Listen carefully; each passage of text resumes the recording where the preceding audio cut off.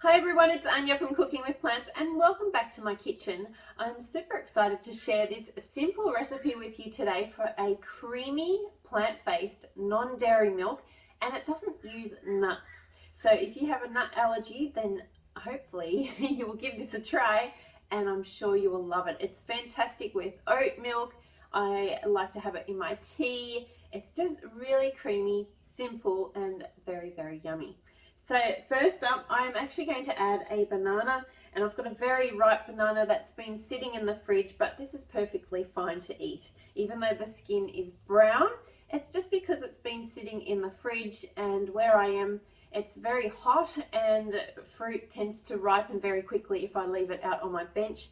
So this is what happens when it's refrigerated for a while. So you will see some brown spots when they're like this, but it's perfectly fine to eat and perfectly fine to use in this mixture as well.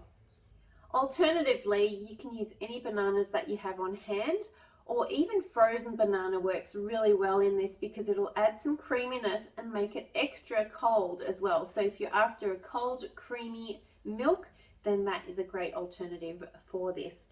Next up, I'm adding 1 litre or 4 cups of water. Also going in is a teaspoon of vanilla extract. I just love vanilla milk and I love vanilla in this. Also going in is 2 medjool dates. They have been pitted. Make sure you take the stones out, the seeds out, otherwise it'll be a very grainy milk. I'm also adding in half a cup of desiccated coconut. If you don't have a very powerful blender, then I suggest soaking the coconut in some water first, just to soften it up. And finally, this is the protein part of this milk. I'm adding in hemp seeds. Again, half a cup of hemp seeds, and this will be such a delicious milk. So now all that's left to do is to blend it up. Okay, so this has been blending for about 2 minutes now, and it's nice and combined. It's nice and frothy and creamy, and there's only really one thing left to do now, and that's to give this a taste test. Oh, it just looks divine. Cheers. Oh, that is so delicious.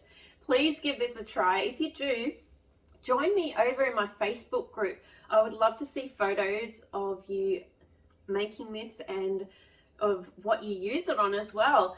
So have a look at the Cooking with Plants Facebook group, and I would love to see you trying this, or post some photos on Instagram and tag me, because I promise you this is absolutely delicious and way better than store-bought.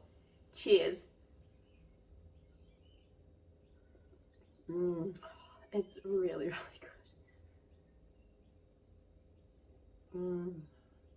Yum.